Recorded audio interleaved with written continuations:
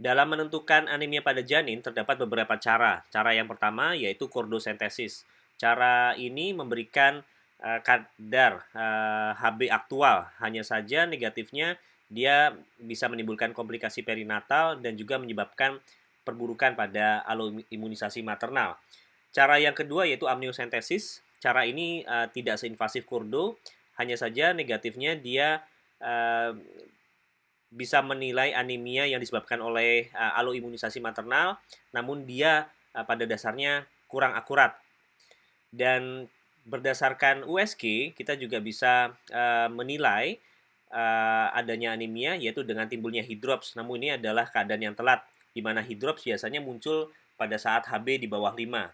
Dan kalau kita melihat persamaan ini, pada dasarnya aliran darah itu akan sebanding dengan besarnya tekanan dan juga radius dari pembuluh darah dan berbanding terbalik dengan viskositas darah.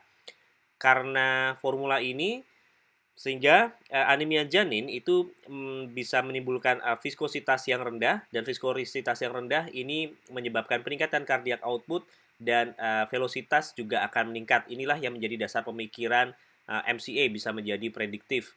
Hanya saja MCA tidaklah prediktif dalam menentukan anemia yang ringan, dan penilaian di atas 35 minggu terjadinya anemia tidak lagi bermanfaat penggunaan MCA ini.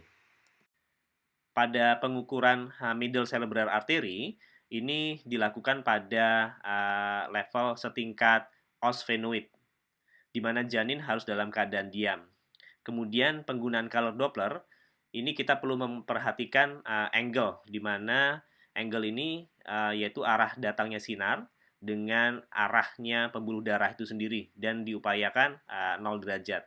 Kemudian dilakukan zoom, yaitu daerah MCA ini lebih dari 50% image.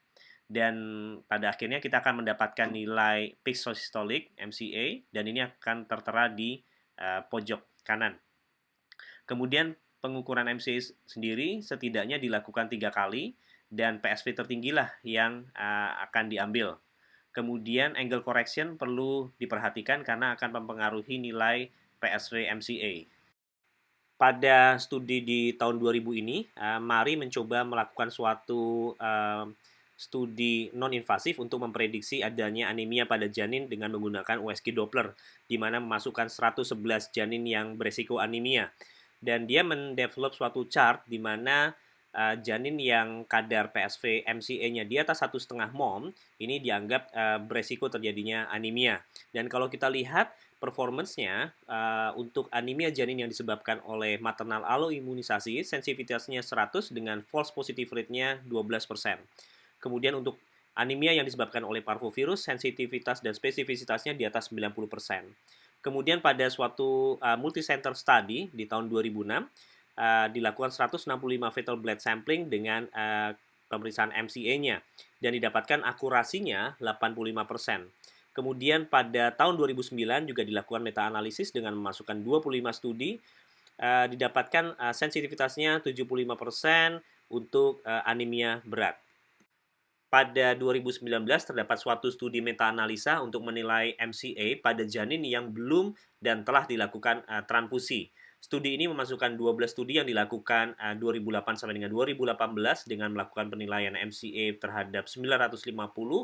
Kemudian mayoritas anemianya ini disebabkan karena aloimunisasi dan penyebab lainnya seperti parvovirus maupun juga dengan TAPS. Dan kalau kita lihat pool sensitivity dan spesifisitasnya itu hanya sekitar 79-73%. Penilaian yang moderate ini itu akan menyebabkan 30% janin yang tidak anemia itu dianggap anemia, dan akhirnya menyebabkan fetal blood sampling atau kordosentesis yang tidak perlu. Sebaliknya, 20% janin yang anemia ini akan miss oleh pemeriksaan MCA dan akan berlanjut pada hidrops.